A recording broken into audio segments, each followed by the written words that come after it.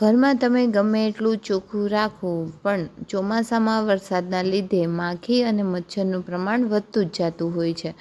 માખી અને મચ્છરનું પ્રમાણ વધે એટલે આપણા ઘરમાં રોગચાળો પણ વધે. તો આજે હું તમારી સાથે શેર કરવાની છું એક એવું લિક્વિડ જે તમે ઘરે બનાવશો ને એટલે તમને એક વખત આ દવા લગાવી દેશો ને એટલે તમારા ઘરમાં ક્યારેય માખી કે મચ્છર નહીં આવે.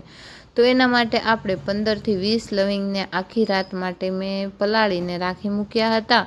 સવારે તમે જોશો તો આ રીતનું પાણી થઈ જશે એટલે કલર પણ બદલાઈ જશે અને એને આપણે જે લિક્વિડ બનાવીએ છીએ ને તેમાં પણ એનો ઘણો ફાયદો છે.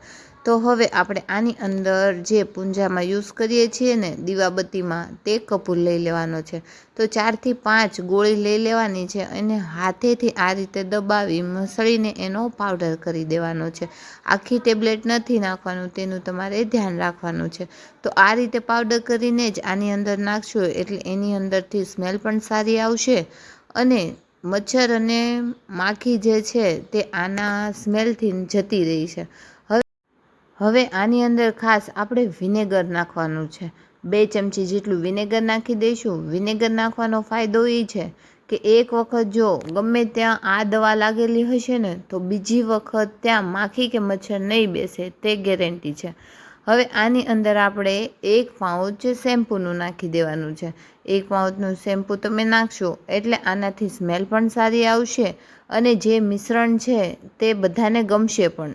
જે તમે સ્પ્રે લગાવશો તે બધાને ગમશે પણ. એટલા માટે આપણે 1 શેમ્પૂનું પેકેટ નાખી દીધું છે. તમે જે યુઝ કરતા હોય તેનો તમે 1 ચમચી પણ શેમ્પૂ નાખી શકો છો. હવે બધી વસ્તુને સારી એવી મિક્સ કરી દેવાની છે અને એક આ રીતનું આપણે જે નાવાનું ટબ હોય ને એની અંદર અથવા તો તમારી પાસે કોઈ પણ પ્લાસ્ટિકનું આ રીતનું હોય ડબ્બા જેવું તેનો પણ ઉપયોગ તમે કરી શકો છો. હવે જે મિશ્રણ આપણે તૈયાર કર્યું છે ને તેને એ ટબમાં નાખી દઈશું અને આની અંદરથી હવે આ સ્ટેપમાં આપણે લવિંગ કાઢી લેવાના છે. તમે જોઈ શકો છો લવિંગનો કલર પણ એકદમ બદલાઈ ગયો છે.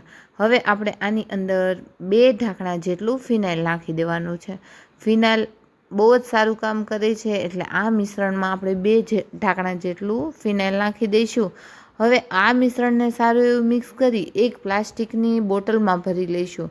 એટલે જ્યારે પણ તમને માખી કે મચ્છર દેખાય ત્યારે તમે આ લગાવી દો એટલે તમારે ક્યારેય પણ તમારા ઘરમાં માખી કે મચ્છર નહીં આવે. આ મિશ્રણને તમે 3 થી 4 મહિના માટે સ્ટોર પણ કરી શકો છો.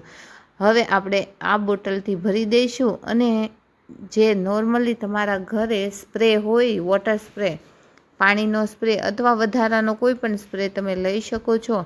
તેની અંદર આપણે આ મિશ્રણ ભરી દેવાનું છે.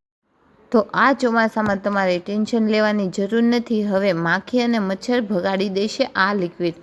તો ચોક્કસથી તમે બનાવીને ટ્રાય કરજો અને કોમેન્ટમાં જરૂરથી જણાવજો કે તમારા ઘરે માખી કે મચ્છરનું પ્રમાણ કઈ રીતનું છે. તો હું તમને એ રીતની પણ દવા આપી શકીશ. તો હવે આને છાંટવું કઈ રીતે?